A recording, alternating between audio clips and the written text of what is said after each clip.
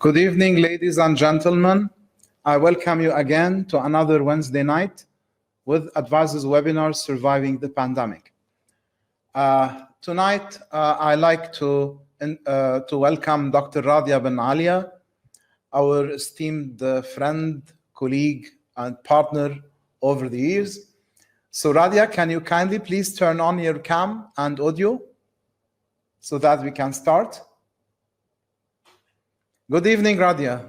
Good evening. Can you hear me and see me well? See you very well and hear you well as well. How are you tonight? Okay, I'm good, alhamdulillah. How are you? I'm good. And how is everyone? It's nice to be here again. Yeah, of course. Now, I know it has been, sorry, a small problem. It has been like round the clock for you. You've just been offering a training in the Gulf from where you are, and just finished 10 minutes ago. Okay. Yeah, actually, I finished around 8:40. Okay. Long time. So you are ready for us tonight? Yeah, totally. Very happy to be. Okay. Ahla wa sahla. Without further delay, welcome, and let's hear from you about the big reset. Okay, I just want to point out that I might at times turn off my video if the connection I feel is not very good. Okay. But I'll be reappearing now and then. Okay. Okay, but so far so good. Okay. Okay. If it stays like this, perfect. All right. Okay. Thank you, Saadi. Okay. Thank you, Dr. Saadi. Hello, everyone. I'm really happy to be among you again. And I hope this evening will be a bit special in a very humane perspective. I'd like you to really think about things that we'll be discussing and how you feel about them in the core of of your emotions and in the core of your thoughts. These are important times. These are challenging times. And we need to step up and show some leadership.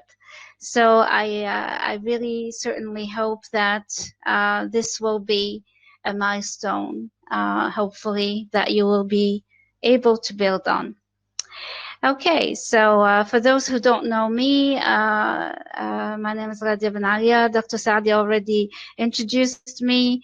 I'm, of course, I call Algeria home. I'm from Algeria, but I've been working in different countries and continents, talking about communication skills, leadership skills, emotional intelligence, and some other things like, preparing project management, professional courses. In this entire time, I've gone through quite hard times, like you must have as well. And I don't think that I've seen such hard times so far. I think this has been something really special, and it is indeed a crisis, but it is such an opportunity, and I hope we don't miss out on it. So as you can see, these are photos from different training sessions I have offered across industries and countries, and of course now it's quite different, but as I like to say often, the little bunny keeps going, but now it's going online. Okay, I'd like to run a poll. I think Dr. Saadi will, on how optimistic you feel about the post-COVID area, and I'd like you to answer in the most spontaneous and in-depth. I really want you to tell me what you think of how things might look after the post-COVID era. Are you optimistic about it? So please take the poll and I'll look at results to see how you're feeling about it.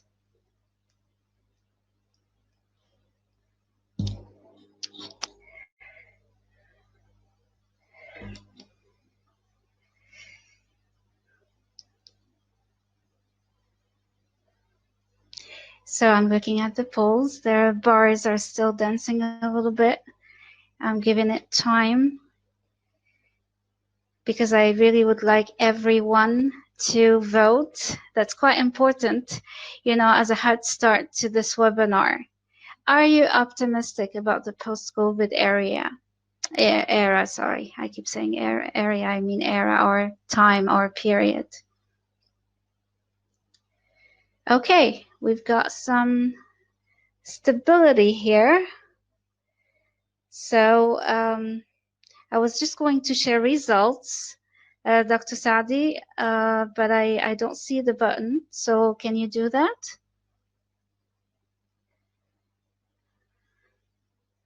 I already pressed the button to share the results. You should see them. Okay. If you pressed on the pulse. Yeah, that's what I just said. It just says I can see the results. Can everyone see them as well? Everyone should be able to see them. The first one is 65%, then 11, 20, and 3. All right, great.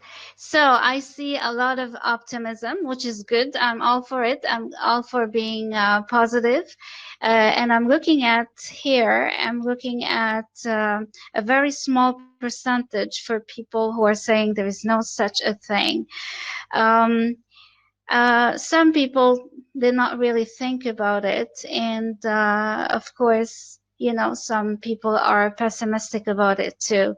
So this might sound like breaking news for you, but just hold your breath for a second, because according to experts, and specifically according to Neil Ferguson, who is quite a famous historian, that's been, he's been teaching at Stanford, at Harvard, at very top-rated universities. Well, he's not expecting for a post-COVID era or time. The same way he says, we don't have something post-HIV or post-influenza or post-tuberculosis. So the idea here is that we should maybe stop focusing on when is this pandemic going to cease, and tackle some other important points to make the best of us and the best of our organizations. So we have some really important lessons learned from history. This is obviously not the first pandemic we're suffering from, and the pandemic that's been said to be the most similar to COVID-19 is the Spanish flu of the 1918 that finished around 1920. Now there are quite some lessons learned to learn from history before we can move on and think about the future, because that's what we're talking about as well nowadays. So number one lesson learned: we're probably fighting the wrong virus. If I asked, what virus do you see has come with COVID-19? If you think of, our lives, if you think about what's been happening, what would you say is the virus that has appeared with COVID-19? Can you name a virus? Can you think of a virus, that has been with us since the beginning of the pandemic? When I usually ask this question, people talk about depression, about stress, about fear, and that's actually the case. Maybe the most apparent virus that's been accompanying the pandemic is fear, is depression, and is stress. So the idea is, instead of focusing on when a vaccination will be found, which will be made available, which we hope of course will be very soon, or when can we rely on some treatments and so forth, it would be really nice to focus on what it is doing to us, to our environments, to our organization. So the pandemic of 1918, according to historians and experts, has ended more, faster socially than it ended medically. And that's what, we need to learn we need to learn as a lesson learned. If the pandemic is going to stay around for 2 years, or we don't know how long it will stay, how about we learn to deal with it and we reset our lives, or we adapt our lives without losing too much, maybe gaining also some things, instead of just waiting for that vaccination or for that medication, for that treatment to happen. So there are quite a bit of lessons learned that we can draw from history and from other crises. I don't know if you're familiar with the Columbia Shuttle accident. This was NASA. They are the top-rated people, top-rated technicians. They had excellent processes and everything, and yet, they had this accident where everyone was killed. Everyone on the shuttle was killed. It was devastating to the U.S. public, of course, and at an international level, because people were looking forward to progress in people going to the space. Now, what happened after the accident? Of course, an investigation was run. A lot of things, a lot of accusations were made, and some people did show accountability. A new norm for NASA appeared. Before, engineers and safety professionals had to show that something was not safe to stop a launching, for instance. So it went from show me that or prove to me that it's not safe to prove to me that it's safe. This is a major lesson learned from history in managing crisis. Some norms need to be changed, and this is for the benefit of all of us. Instead of resisting them, we should be able to adapt to them. An analogy for me would be, before we would ask, why is the training, for instance, online, or why is the meeting online? Instead, now a lot of people and stakeholders, organizations ask, why is it held in person? Why not online? You see, there is a major transformation that has happened here in terms of norms. What we need to do very fast is to understand this change and adapt to it for improving our products, our services, and showing that we are aware of what is happening in the world. So, a lesson learned that I really also like to talk about in terms of crisis is about or related to the decision-making process. And that also apply actually to the Columbia Shuttle accident, but also to some other historical events like the US-Cuba invasion of 1961. Within 24 hours, the US had to declare that they were, they had to withdraw because it was a major failure. And the major problem there was that it was, an obvious example of groupthink. Do people here or anyone has an idea of what groupthink is?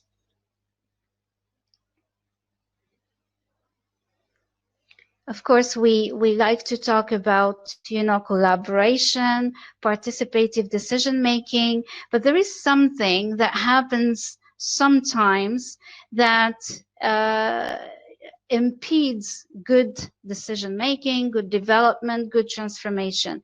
And that's when you don't have individualism in opinions, when everybody agrees with the leader or agree with, you know, the team because they don't want to seem different.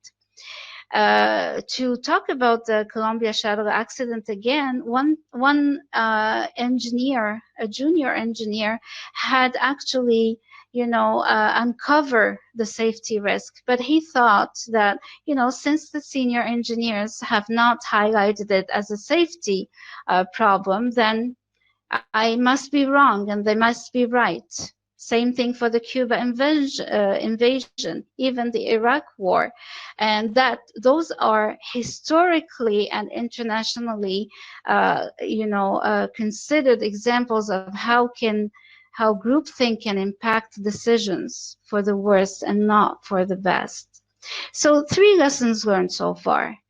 Tackling the right virus. We're not all doctors and experts, and there is no point in draining our energy to every day think of when will be this vaccination out. We should rather focus on how we can end, you know, the fear, the depression, and the stress. A second one is, of course, you know, to incorporate and engage people to share decision making. That's quite important. It is also important to engage all types of stakeholders that you can have. Now, quickly, I'd like to talk about this technique that's quite important when you know you have a lack of individuality and decision making in your team, is to use a simple exercise that's quite engaging and very interesting in collecting decisions. When you know that everybody is going to go, you know, one way. And this can happen because of peer pressure, right? This can happen because of outside pressure as well. When I started the webinar, I focused on how I wanted you to be optimistic. And when I asked whether you are optimistic about the post-COVID era, a lot of you answered yes, because you focused on the word optimistic. But there was another part to it. Is there really, you know, that era, that period that we're looking forward to, or should we look at it from a different perspective? So if you know that there is a lack of individuality in decision making or in opinions, what you can do is play this role with your team. You have people literally or figuratively wearing hats, you know. The black hat is for the person who is quite negative, and they can identify risks and so forth. The white hat is for the person or the team member that will give you data, information, and so forth. The red hat will talk about emotions and feelings. Yellow about value and benefits. Green hat about innovation, and the blue hat will protect the process and ensure that people are following what they should do. Right? Yes, Muaz is talking about this happening in aviation, about the group thing. It is much more impactful than we think. We are actually hearing so many messages. We're suffering from so much information overload, for example, now, that we don't really have this connection always with our feelings and our emotions, and how we should, you know, use, for example, leverage empathy with our team members to choose the best strategy, for example, for the company, and make the best decisions. What's interesting about this exercise as well is that you can do rotations. You know, for instance, if you know someone is usually very optimistic, you can ask them to be the pessimistic one that day, and vice versa. So this sounds very basic, but it is a very rewarding exercise, and I urge you, I recommend highly that you use it with your team. So very recently also, we've been seeing how and learning how much people crave contact. That's also very important and something that we should be taking into consideration if we want to speak about, the new normal or the big reset. People have downloaded like crazy those applications for meetings, for messaging, for keeping contact with others, and so forth. So this is one thing that we need to take into consideration when we talk and when we think about, what we should do with this big reset and this new normal. Because let's go back a little bit.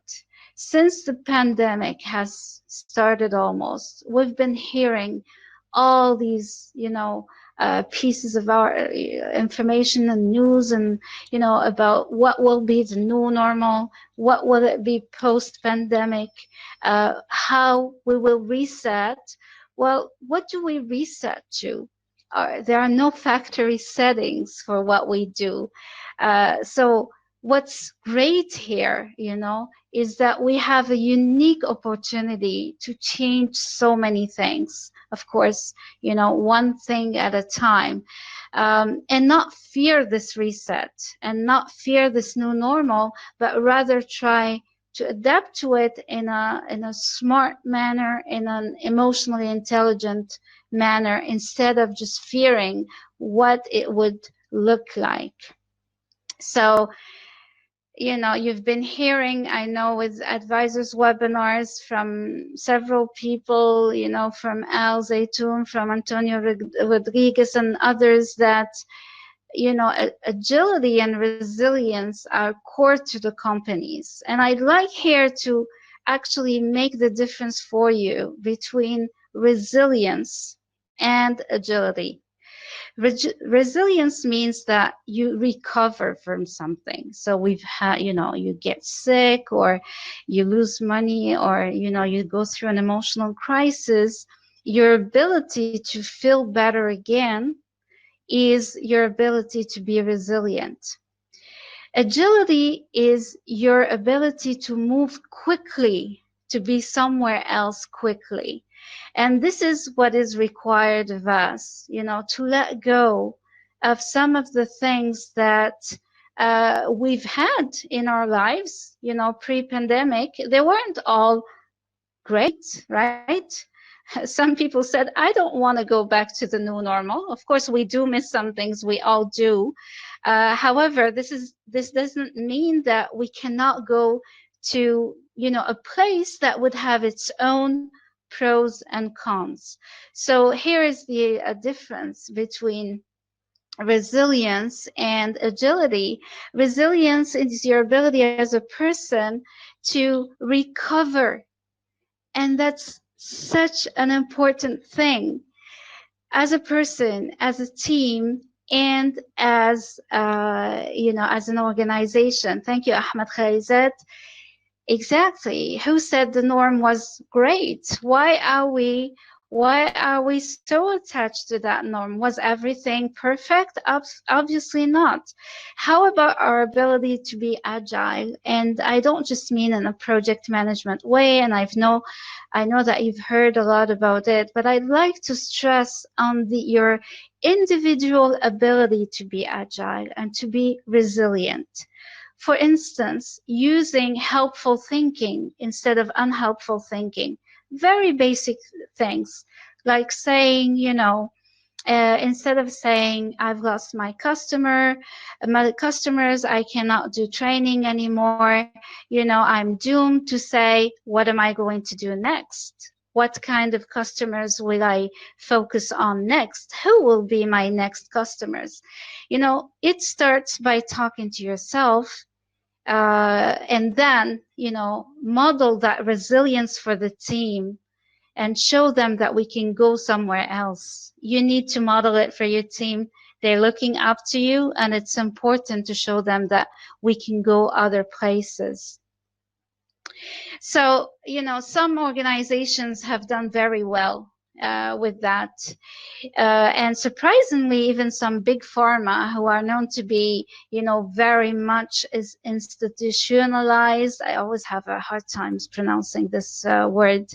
They're known to be a little bit disconnected from reality and from what empathy can look like. But actually, some big pharma companies have done pretty well understanding people, understanding communities. So that's an important factor. Listening to the community, listening to other people, listening to, what customers are saying, really understanding their emotions.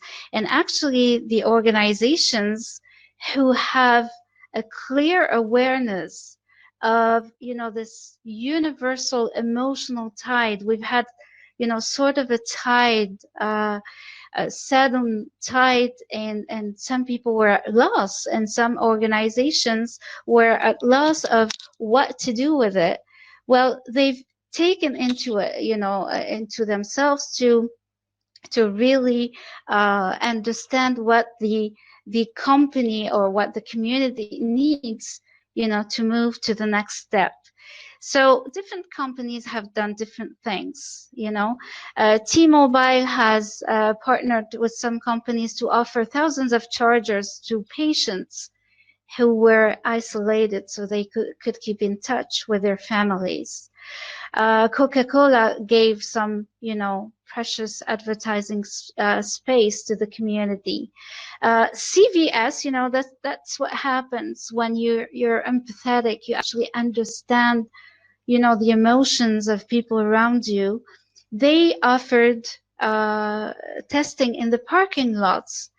As you can imagine, a lot of people are really scared to go in a hospital to get tested. So, they've thought of just making the testing accessible to them while taking into consideration their fear by going to the car and testing them instead of having them go into the hospital and, mixing with all those people. So there are so many different ways companies are giving back, and this matters. People will remember, and communities will remember. They will remember how a certain company or a certain organization, has given or not given back. Some companies have just focused on cutting costs, firing or laying off people. And of course, I understand that in some instances it is understandable to do some of it, but it starts somewhere. You've got to focus on keeping what you have, not losing, the talents you have and the track record and the momentum you have. LinkedIn, for example, has made a lot of online courses available. Okay, and I'd like to commend advisors as well that started to give free webinars since May. So I believe genuinely that companies that are giving back, that are giving something in these hard times, will be remembered for what they're doing. And I see Dr. Saadi appearing now with a smile. You wanted to comment on that? No, I would like to thank you for including advisors. Oh, sure. Okay, this is the closest example I have, and I do think it, genuinely, because when some companies were actually thinking of, just doing their own things and making money quick and saving quick, others were really focusing and listening to what, their communities, because it is important that we see each other. We see each other in a community, us, our customers, our patients, our suppliers and vendors. If we keep having this, client customer relationship with which part of I'm the boss don't you understand, it's not going to work. Everything now is built on partnerships. And this is why it does matter really well, really much, that companies and leaders and individuals show how empathetic they can be. You see, when emotional intelligence is not just an add-on feature, on the contrary. So I actually would like to bring up something that has happened, and I'd like to have your opinion on that. The founder of Adra, it's a giant of development, has decided during the pandemic that he would, cancel and stop all titles in the company. So now everyone has a business card with only their name and their department. So my next poll is, okay, I'd like to know what you think of it. Honestly, I'd like your genuine, feedback on that.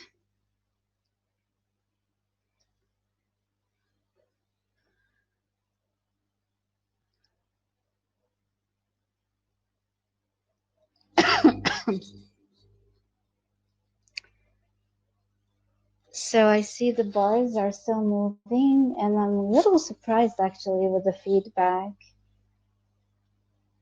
It's wonderful how, things are changing in the world, certain ways, of course.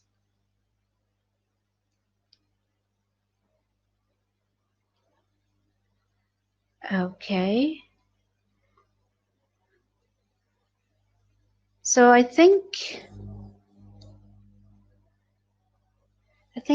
the bars are stabilizing. I'd like to see that everyone has voted. Okay. So we have 40% of people that actually believe it is courageous and innovative, and they agree with it. That's quite a surprise for me, and this is because it's been such a debate. Okay, 2% say they totally disagree. A third of our audience is saying that they're intrigued and they want to follow up with the company, and 23% believe that they believe they will see even more unconventional moves, from now on. And I do agree with that. There is no correct answer, of course, as you can imagine. The idea here is that, people are doing very different things, and they are being regarded sometimes as, an excellent moves, and others as something very, very bizarre or strange to do. And I do believe that we'll see more, unconventional strategies or decisions, and we have to see how they sustain. I saw someone in the audience was saying, let's see if those companies will continue to give once they're out of the crisis, maybe. You've got to be sustainable in anything you want. If you want to be credible with your audience, with your customers, with your community, you can't flip-flop with the way you behave in the community. That just doesn't work. So sustainability in your dealings and the way you behave is very important. Okay, so what we're going to see, and we're seeing already with this new normal, is a reinforcement of stakeholder capitalism. It sounds like such a big word, but actually taking into consideration your stakeholders is becoming economy. It's your currency. Walking in the shoes of your employees, of your teams, of your customers, of your suppliers even. And of course, the relationship with your vendor has become an indicator of how, also, a differentiating indicator of how progressive a company you are. So that's, something that will make the difference between companies that are, isolating themselves and deciding on their own without looking at the outside, and on the other hand, the companies that give power to stakeholders, while of course retaining some decision making. So this is the topic actually of my next poll. Your new strategy, who has it involved? I'm really interested to know. So you might not be the decision maker, but I'd like to know about your company, if they have a new strategy, if you've been a part of it and so forth.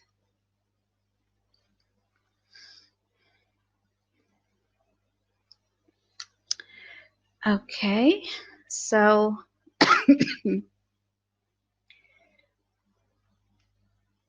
the bars are still dancing, so I'm giving it some time. I hope all of you vote, because this becomes data and it's important. All right, okay. So all main stakeholders, or all stakeholders, have been included. Well, that's great. And I hope that this will be a trend that will be reinforced by what people do in the company in the next years. Because if they are just listening now and then stop to listen, this will certainly affect their sustainability. So that's important. Who am I involving? Now, do I have a new strategy, and who am I involving in the new strategy? Am I genuinely listening to my potential customers, to my patients if I'm in healthcare, to my vendors and suppliers? The best organizations will be the ones that make the best partnerships, and that's it.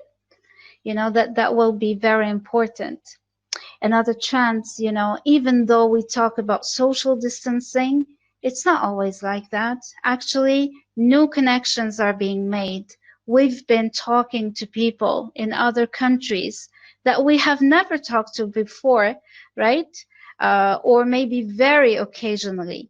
But since the pandemic, with all these webinars, specifically here, and online training and online events, we have been able to make connections that we wouldn't have made before in the previous norm. Sorry, I didn't realize my camera was still off. So maintain that. Connections are everything. Okay, they're very important for you personally, for the development of your organization. And that, return to the basics. Your best marketing power is word of mouth. It doesn't matter if it's online word of mouth. So make those connections and keep them. Okay, so we also have now a louder call for innovation. I don't know why the slides are starting to turn around, but there is definitely a louder call for innovation. So maybe what you had in mind before that, was not going to be listened to, or, if you didn't have organizations interested in what you wanted to suggest, they might listen now, because a lot of leaders, decision makers, and organizations are at a loss of what to do next. So if you have something, an idea, it might just be the time for you to suggest it. Another thing is that we have such an opportunity with building capacity and building competencies. Universities will need a lot of help, and I do hope that most of them will leverage this crisis, will turn it into an opportunity to build competencies that are required, and to close the gap between what people need on the market and what students study in the classroom. So universities will need to listen to all of you, all your industries. They will need to build partnerships. They will need to work with NGOs, with nonprofit organizations, to come up with, what they can give best in terms of curricula, in terms of, capacity building, and so on. Emotional intelligence is gaining ground, and it is, it is really something I'd like to share, because, when people pioneer, I think you should recognize that in them. I've just finished a course with Al Musa Specialist Hospital in KSA, that's entitled Leading with Emotional Intelligence. And those are healthcare workers. They work very long days, and they of course they have so many challenges and so much stress, and yet, while other organizations were thinking of cutting costs for any type of training, they organized actually 2 batches of emotional intelligence training instead of 1, not in spite of the crisis, but because of the crisis. Because, it does take leadership to recognize that emotional intelligence now is much more required and needed even than it used to be. So that's also how you show leadership. We also will need more automation, but more automation to give people more jobs, not to take away jobs from them. We shouldn't fear artificial intelligence. In fact, and I know that Douglas last week talked about the Gallup list of competencies. I've gone through them, and there are so many of them that are related to emotional intelligence. Robots will never have that. So we beat them at every level. This is something we will need, and we'll use it as a tool. It will not be something that will take over us. If we let it take over us, then there will be failure, and people will back up and get back to the basics with, human interaction. So what does that mean for you? First of all, really focus on emotional intelligence. Really focus on developing your emotional intelligence, which means, development of how aware you are of yourself, your emotions, your ability to be resilient, how able you are to distance between reaction and response. It is also important for us to gain further knowledge in decision-making tools and techniques, because the decisions that we make now and, in the coming months, for instance, will have an impact in the long term. One question I would like to ask, myself and everyone: have you reevaluated yourself in the current circumstances? Forget about the value you had before, just really distance yourself from how you were seen as a professional before all of this happened, and focus on what value you bring now with all the competition, with all the changes. Maybe you have a unique opportunity now that you need to leverage. So look at recruiting trends and see what competencies, will be required, and see how you can, give value with that. So instead of, feeling self-pity, we should really choose to be resilient and agile. So I've asked you whether you have reevaluated yourself. My next poll is about evaluation of your company under the new circumstances, using something like SWOT, strength, weaknesses, opportunities, and threats. I'd like to know if you have done, this exercise thoroughly and diligently or not. Okay. So please take time to vote here, because this is also quite important, and your input, of course, is always essential.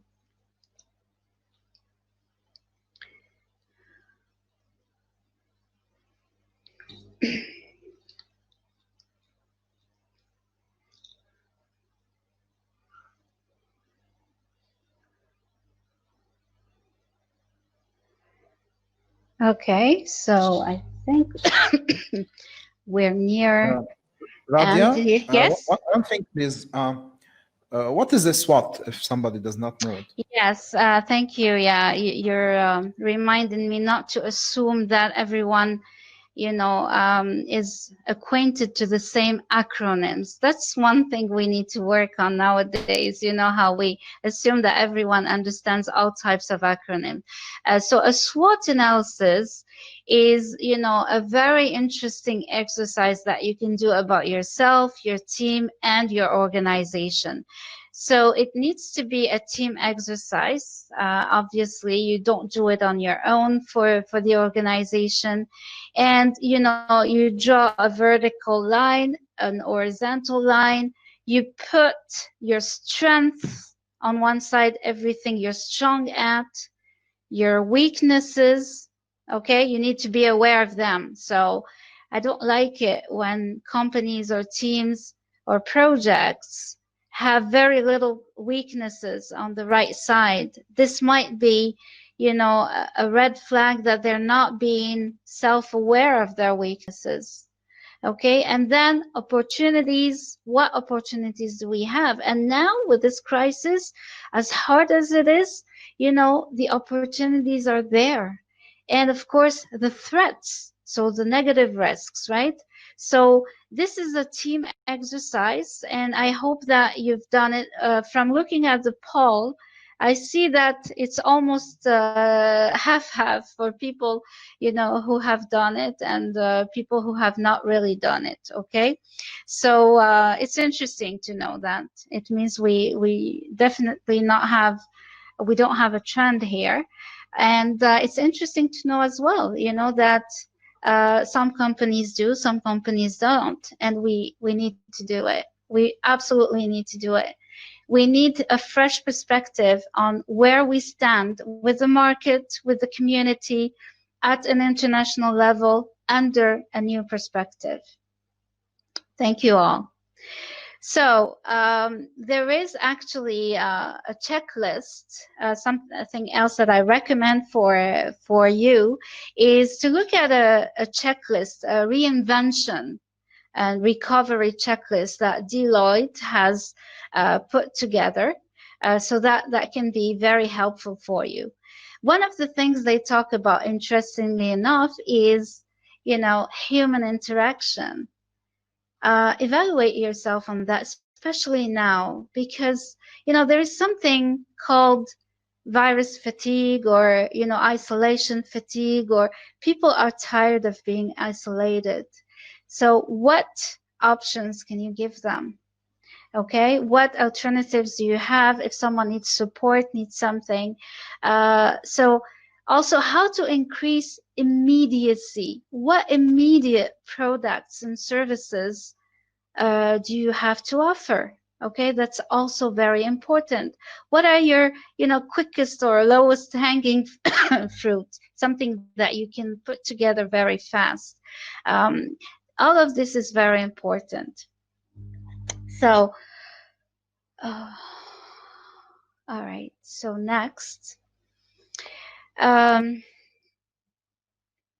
yes, absolutely. Look, with fresh eyes at, your SWOT analysis. That's something quite important, and it also needs emotional intelligence to be able to define what we're strong at, what we're weak at, because that's, where we can reverse the paradigm too, and what are external opportunities and threats.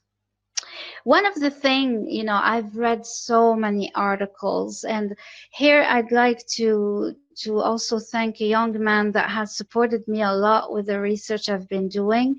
His name is Idris Shatila. Idris, if you're in the audience, I really would like to thank you for your work. Idris and I have been gathering dozens and dozens of articles and videos and PowerPoints about, trends and and fallacies and problems and with organizations during the pandemic. So one thing I found very interesting that Harvard Business Review has been talking about is forget perfection, move. Okay, perfection or perfectionism will slow you down. So this is something to keep in mind. Of course, we pursue excellence, but now there is such an agility issue that sometimes we need to let go of the last touches to be able to move. Think, design what you're doing from the heart and the head, think of other people, be empathetic, put the mission first, own your narrative. So be transparent, if you don't know, acknowledge that you don't, but inspire others. That's quite important. All of these things are excellent recommendations. One thing that we need to keep in mind is that with our products and services, we absolutely need to negotiate based on interests, not positions anymore, or even at the beginning. Let me give you an example. That with the pandemic and so forth, we couldn't do training in person for a long time. And, a lot of customers, organizations, and as we like to call them, partners instead, they were really reluctant to have online training. And this is not something we wanted to negotiate, which means, in other words, instead of saying you should accept online training, understanding why they were reluctant, for instance, to take online training. So I'm showing you here an example of how you negotiate based on interest. So if you when we ask the customer, for instance, or the partner, as we like to call them, they said, we believe in engagement, in human interaction, and we don't believe that can be offered online.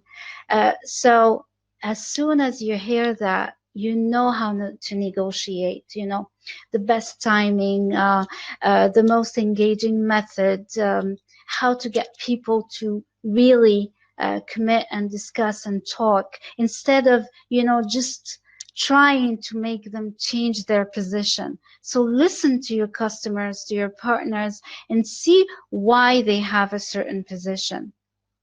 Not do not necessarily stick to the position itself, but the interest behind them. Avoid the either or fallacy. It's not always either I do it online or I do it in person. There is an alternative to that. Maybe you can do alternate training. You can do virtual online, not recorded. I mean, for example, McDonald's, instead of, not doing takeaways at all anymore, they put plexiglass to protect, the employees and the customers. So it doesn't have to be, always black or white. It can be gray. And this is something we need to really think of, because we hear so many messages every day about being it, either one way or the other. This is definitely something that we need to overcome. So rethink recruitment as well. What kind of talent do you need? Where is that talent? What are they doing? What are they interested in? What kind of gap are you suffering from because of the pandemic is something, important to think about. So in all cases, we need to change. And that's something that Jack Welch, the Centuries manager or the CEO of GE for over 40 years, has said, if you don't change fast enough, if you're changing slower than what's happening outside, then you're already starting to die. I don't mean to be pessimistic here, but I want to create some cognitive dissonance so you realize further, and I'm sure you already do, that something needs to be changed. I'm not sure why the slides are rotating. I hope it doesn't bother you, but I'm you know, I'm gonna try to make it as comfortable as I can for you. So your question is, are you re-engineering something? What are you reinventing or rebuilding or redesigning? You need to be changing something because the world has changed. However, most organizations don't know how to lead proper change and transformations. Okay, so what do you think some pitfalls of change management is? And I'd like to see if you have answers in the chat box.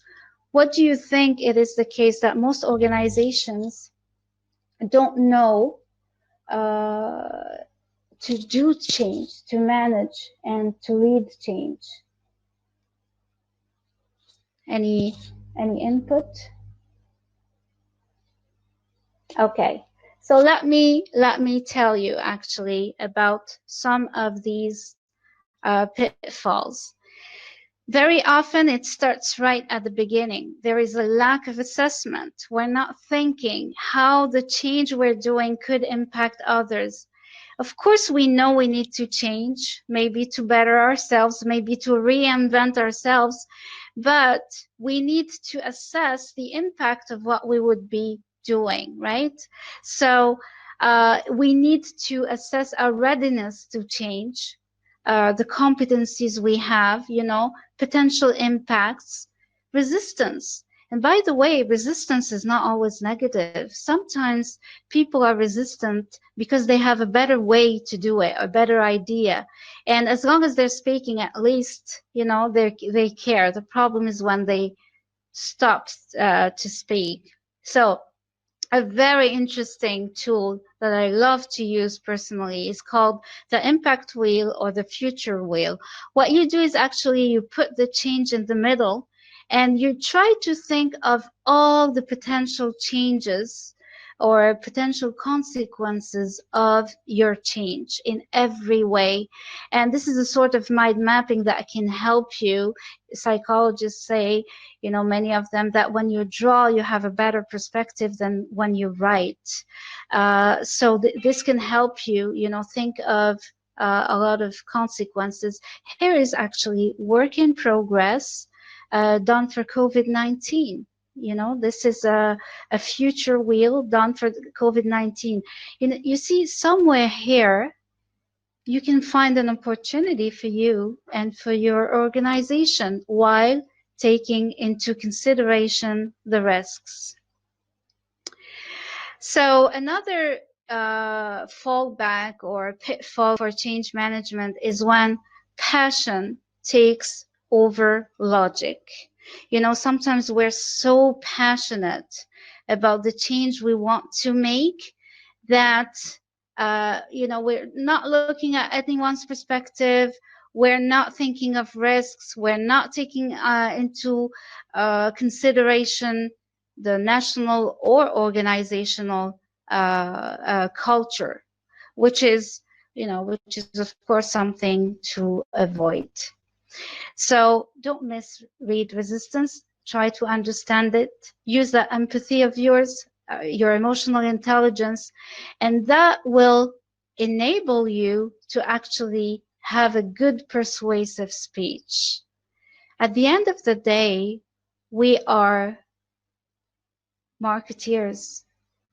As decision makers, leaders, team leaders, we try to sell something. So the same way that marketeers sell a promise to an audience for better results or for a change in their lives and so on, and this needs to be credible. It needs to be genuine.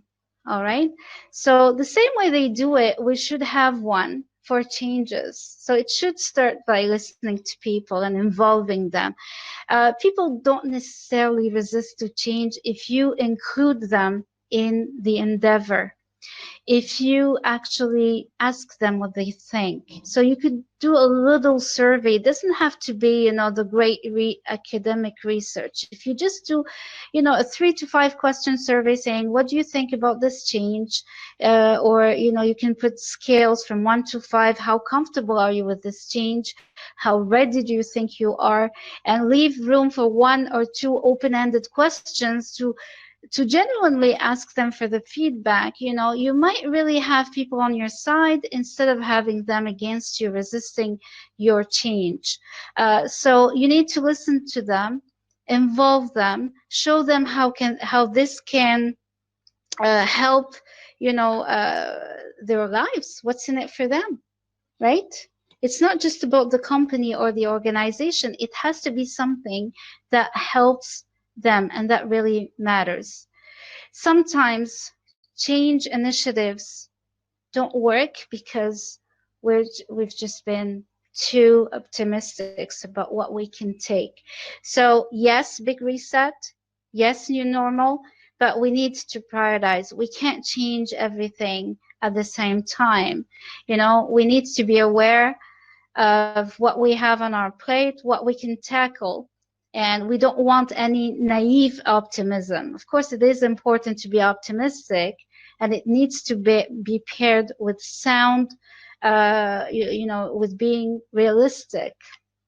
So another pitfall, of course, is when you're totally misaligned with the strategy. Not that the strategy shouldn't be changed, but things should move with it. Or misalignment with the environment. You're offering a change that your environment is totally not accepting of. Another one is lack of clarity. People like to have clarity. This is why communication is so important. If you're going to change something, tell people what you're changing and why, what's in it for them, and continue to communicate. You're not going to do it alone. You need your team for you and with you. And you need your community with you, right? You need the customers and partners with you. So an exchange of clarity will do you a service. One major change management pitfall is when we use the wrong metrics, or where we don't measure properly. So let's say I am implementing a new system. If I have that system on every laptop and everybody trained for it, that doesn't mean that the change has happened, right? It only happens actually when it becomes business as usual. It means when people are actually using it. So I need those metrics. Maybe they will be very qualitative, so they will be self-reported. If it's a change about building capacity, I might need to resort to people reporting it about themselves, or finding something that will make sense to the organization. So of course, these are more pitfalls that are, aligned with the ones I've already talked about. One very important one that I always like to highlight is do not celebrate too early. See how you can, maintain and sustain the change with the agility that you need throughout these times. Of course, a good leader of change needs to be an excellent interpreter, translator from complexity into simplicity, from top management agenda to implementers agenda, and so forth. It needs to be someone who knows how to engage, to motivate, someone who's aware of what's happening, someone with emotional intelligence. Please put those highly emotionally intelligent people at the core of change in your organization. Remember, business is a machine made of people. You might have the best processes. If people are not involved, it's not going to work the way you want it to work. So remember that emotional intelligence is not an add-on feature. Leverage this for this unique opportunity that we have. I thank you very much. And my last slide is my new normal. but I'll add to it. Inshallah, we'll go back to in person as well. Thank you all for your attention. Thank you, Dr. Saadi. Thank you, Mustafa, for all your support. You've been so helpful. Thank you, Radhia. It's really an interesting session. Before we start Q&A, and we have some guests who might join us as well, I'd like to invite everybody to attend next week's session by our friend Ahmed Mukhtar, energizing your P3O. P3O is Project Program and Portfolio Management for the post-pandemic recovery of projects. Interesting topic. And by that, let's go to questions and answers. We have our friend Mustafa from Turkey. Mustafa, can you turn your camera on, please? Good evening, Mustafa. How are you, my friend? Good evening. Very well. And you? I'm good. I'm happy to have you with us now. We invited some of our friends like yourself, because I feel this topic is not something to be discussed in terms of questions or answers directly, but rather more like a discussion. What do you think? Yes, that's right. It's better to have an interactive way of discussion in this topic, because it's about people, and we have to get into deep of how people feel, and as well as how they think. So it's an interactive way is the best way to present this topic. Okay. So let's start by talking about a question from Angela. She's saying Angela Barida. Angela is one of our ambassadors. Very interesting webinar as project managers, how to help with that future and change that is needed. So how do project managers help with the future and change which is that are needed, sort of? Mustafa, would you like to take that? I've been talking for a while, so yeah. Thank you, Radhia. Sure. By the way, that was a great presentation again. I felt very privileged to listen to you. Actually, I give two titles to project managers. The first one is barrier remover. The second one is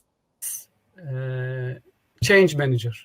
So because nothing actually fits the plan, so you have to know how to manage change throughout your project. So project managers should be the ones who also should know better how to manage change. So they must have these skills, managing change, and that's one of the advantages of being a project manager in these also challenging times. Okay, so Radhia, what can you tell us in like 30 seconds about the big reset as a conclusion of all the webinar you've been talking about? What is the thing, what is the roadmap we will take with us back home? We should learn change management in order to succeed, or what? It's that. I mean, there's going to be changes. We can't deny that changes will be happening, and our ability to lead those changes successfully can really make the difference. That's, the meaning of going from a big design, a beautiful design, to a reality. You could have something in mind that's excellent, but how do you, concretize it? I was talking, about, being self-aware, and it starts with the person and the organization. Before you try to change anything, you need to be aware of yourself, of your strengths, weaknesses, opportunities, and threats. You need to be highly emotionally intelligent as a person and as an organization. So turn your ears to your partners, customers, vendors.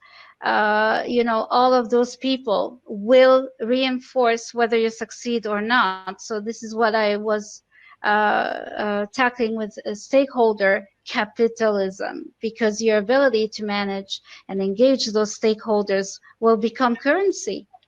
This is how you will be making your money, right? That's one of the things that yes, go ahead. Yeah. You're talking about the individual within the organization. You know, in the organization, there are lots of politics, there are lots of influence. And what works for a person does not necessarily work for the group. So how do we take this concept and apply it to the organization? Especially if when I looked at the polls, there are varying opinions. Okay, there are opinions like 360 degrees. Not everybody sees things in the same manner. So when people do not agree on things that might be basic, how can you get them there? There's something that's called persuasion by doing, and persuasion by showing. I believe project managers, Mustafa was saying that there are change managers, and there are also, what was the other thing, Mustafa, you were saying? Barrier removers. Barrier removers, yeah, thank you very much. So you're actually mentioning barriers, Saadi. They're also pioneers. Okay, pioneers of quality, pioneers of engagement, pioneers of sound change, because they understand the human dimension of a project, of a team, and they understand what a process means. So they understand both worlds, the humane world and the world that's really focused on processes and policies and procedures. So now, the challenge is to find a language that's persuasive to both, and to role model it and show them, the results. It's like for stakeholder engagement. If it's not a criterion, it's just not going to work. If you capture the value of what you're doing when you're engaging your stakeholders, you show it to the top management, and show them quick wins, and show them, you see, when we engage people, this is what we have now. This is how you can make a change one day at a time. Of course, I still believe that change should come from the top, and they say trees die from the top. If it doesn't come from the top, it's much harder. But it takes how they say it takes a village to raise a child. I believe also that it takes a community to make a change. So everyone should be involved. So Mustafa, how do you do this? You've been in large organizations with a huge amount of people and working in multiple locations, I believe, and on some of the most complex projects and programs. So how in your organizations, the ones you've seen, how do you drive the change from the top, when maybe the people at the top are not on the same page to the people maybe in the middle? Yes, that's exactly. It is even more difficult to change if you are in a larger organization. First of all, the first challenge is failure to see the need for change. So you have to show all the people the need for change. And in order to show this, you have to show the benefit. And benefit not only for the organization, but for the people living within that organization. Even if they see the need for change, the biggest challenge, the second challenge is failure to move. Even if they see the need for change, they will not be willing to move because of the unclarity. They may not see the need change in a clear way. And also they may not feel the ability. They may not just feel that their ability will not be enough for the new change. So you have to train people and make them have that ability for that change. And the third challenge, even if they see and move to the change, especially in large organizations, they may fail to finish that change. And that is actually the need for that challenge, the need, the solution for the challenge, as Radhia mentioned, at least 70 or 80% of the people should be with you throughout that journey. So you have to keep them alive during that change process.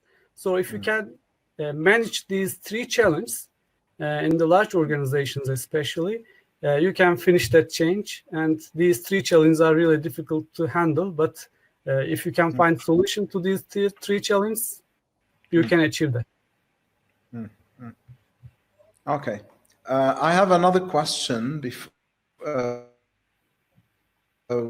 which came earlier from Jamila. Jamila, hello. Do you Jamila, yes. think that this lack of resilience is due to the fear? Yeah. Yes. I didn't. Your voice cut off. And okay, 2 of our esteemed viewers are asking about resilience. Okay, resilience with respect to the organization. What prevents them from being resilient? Is it fear? And what are the factors that will enhance their resilience? So I'm going to start with factors that enhance resilience. Your ability to recover from something first lays in the fact that you are being aware of it. Some organizations are not. That's what Mustafa was saying, you know. They don't see that they need to change anything. So they're doing well, relatively. They're just waiting for things to happen, maybe. And of course, then, you know, the self-evaluation here is needed. That's why I also talked about the SWOT analysis. Another factor for resilience is to have strong collaboration and variety in decision making. Those are really important factors. When, you know, you make a dumb decision and you have people to tell you, look at, this is risky, have you thought of the risks? That's really important. So you know, you have good collaboration, you have people who are talented, who do not fear to tell you that there might be a risk. That's also important. But I'd like to pair it too with agility, because resilient is recovering. What we want to do is not only to recover, but to be able to move fast. And to move fast, in addition to evaluation, we need to recognize the opportunities, align ourselves with the outside opportunities, see if we have the competencies or we need to build them quickly or to recruit them quickly. But it definitely goes back to the leadership. Right? And when we say leadership, it doesn't always have to be only at top. You are the leader of your own team. You can model an example of resilience and agility. Okay. Now we have another question back about on change as well, from Muhammad Butirfa, Nasim Butirfa. Are there any reliable procedures on that? Yeah. Are there any reliable procedures or methodologies to be followed when applying a change in a business? There are different models, Nasim. You have the American Express model, the Qatar model, PMI has a standard in change management. They all evolve, if you want, around one thing. You need to scope your change, you know, think of what you really need to change, and that's a team exercise, of course. You need to get the people on board, like Mustafa was saying, you know, at least 70% or at least, you know, a significant majority of people on board with you. So you need to listen to them, survey them, have that persuasive pitch, like an elevator pitch of your change. You know, some people were telling me they're in a certain company, they're reorganizing pay scale and salary scales and so forth, but they feel that even the people who are doing that or who are talking to them about it, they don't understand it very well, or they don't know why they're doing this. So having your pitch very strong will help you manage the change. You need to find your change agents, right? People who will champion your change. It is a team exercise. You need, of course, to have done assessment, to have set your criteria from the beginning. So remember Stephen Covey habit, start with the end in mind. So how will you measure that you have actually changed, and how will you sustain the change? All of these models, Nassim, and I say hello to Nassim and to Jamila. Hope I've had the honor to have them in direct contact. All of these models, they talk about the same things. They change a little bit here and there. Your role, if you're the change leader, is mainly two things. Engage the people to be on board, ensure that the planning is done well. And also, that line of disruption when you have loss of performance and then improvement, you need to accept it. You need to have people accept it, and you need to be the one who helps that loss of performance, not stay too long, and also the depth not being too big. That was my answer, Nassim. Thank you. It's a whole new lecture. Now this question is for Mustafa. Our friend Munir Jude is asking about delegation and innovation. So if senior managers delegated more, were good listeners, and did more delegation, what does this affect the people and the innovation? So, and to rephrase it, is there a relationship between innovation and delegation? Actually, it depends on the definition of delegation, because most of the people perceive delegation as just forwarding the work to the subordinates. It is not a kind of delegation. First of all, delegation starts with training and mentoring your subordinates. So if you can achieve that, then it really happens to be a good delegation. So that delegation, that type of delegation, will, I believe, increase innovation. And not only innovation, but since the delegated people feel valuable, that will also motivate to innovate those people. So that kind of delegation, I believe, will be very successful. So it's more like giving them room to be heard, giving them room to try, and empower them to do things in a new manner. Of course, there are always controls. Nevertheless, also to have a certain threshold for failure, because if you talk about agility, it's about failing fast and learning from failure and doing it again in a better manner rather than going and doing the blaming game. So you're talking about this type of delegation, okay? Not the delegation to throw more load on them. Yeah, that's right. If they fail, you kill them. Okay. And this topic also leads to the topic of leadership that Radhia mentioned. So only if you just develop your leadership skills, then you can also develop these type of delegation skills as well. So it's all related with each other. Okay.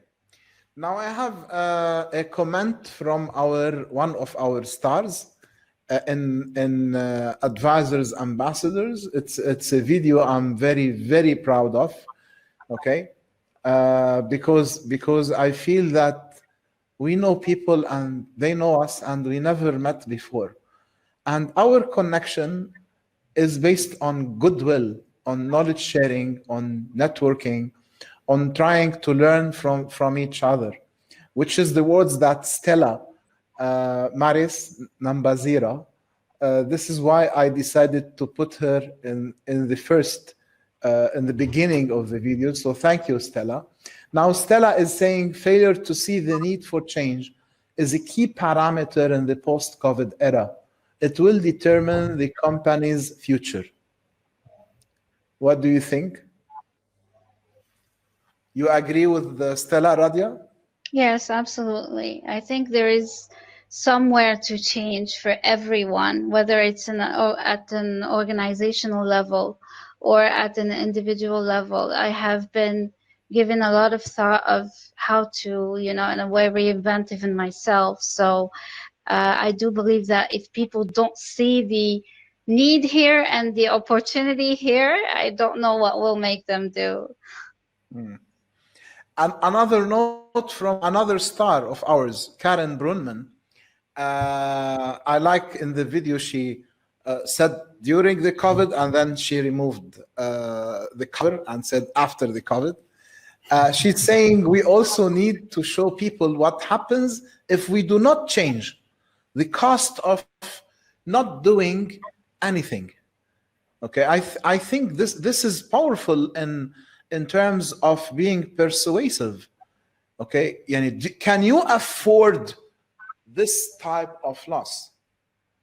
But to state it, you have to use facts, and you have even to maybe tap on the emotions of the leader as well. What do you think, Mustafa? Yes, that's absolutely true. Cost of not changing is huge, but mostly it is not understood when it happens. So until it happens, as it happened, you cannot reverse it back. So if you have the ability to show that cost of not changing, that will be very great. But it is difficult. It is difficult to show that. Yeah, not easy. Now I have a question from Kamil Bra. How could we influence change when we are not at the top management? Again, I believe we spoke about this topic, but it's always something very hard. We all agree that change starts from the top, as you said and Radhia said.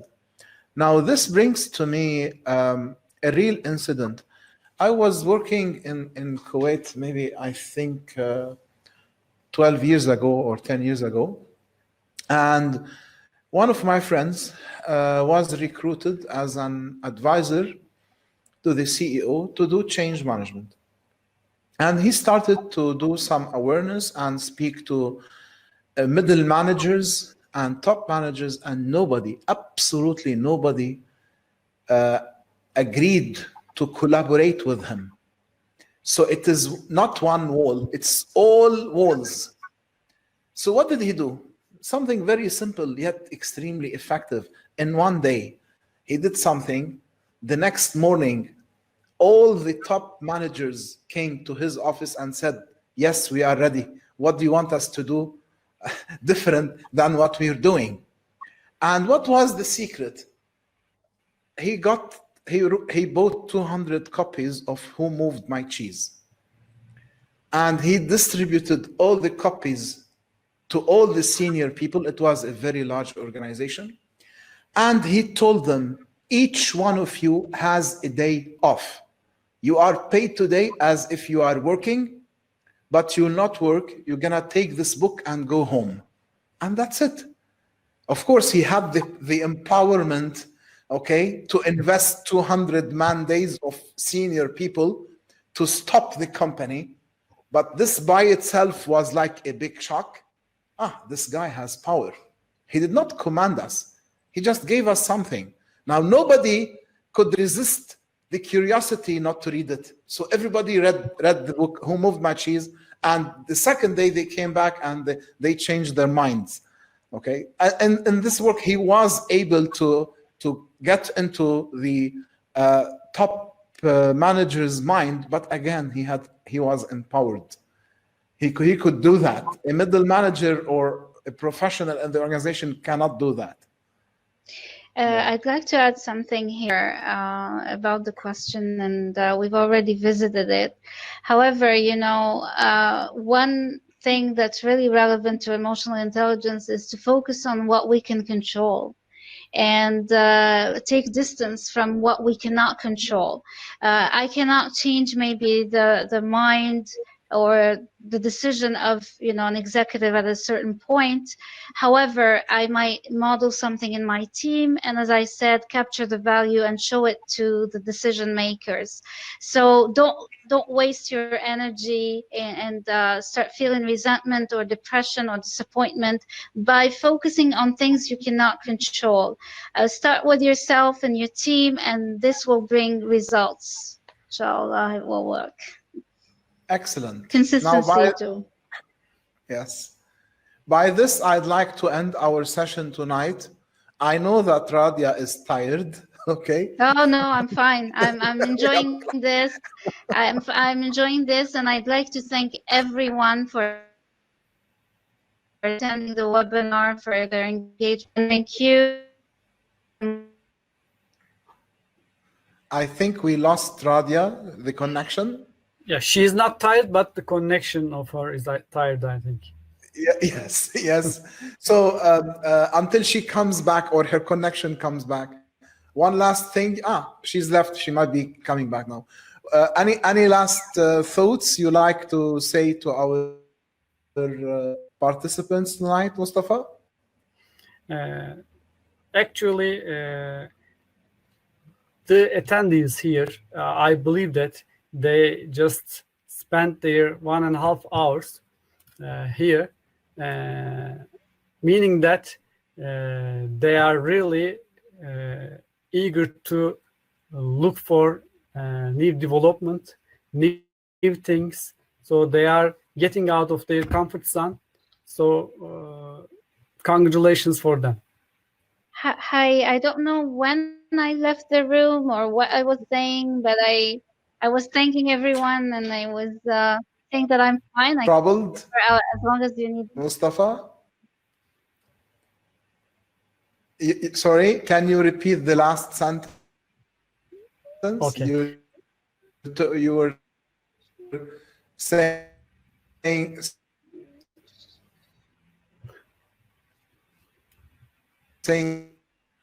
something about our attendees. Yeah, they spent 1.5 hours here.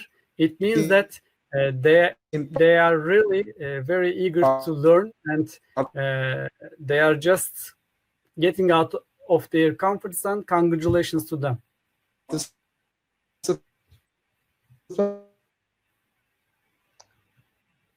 Do you guys get bad voice, cutting voice too?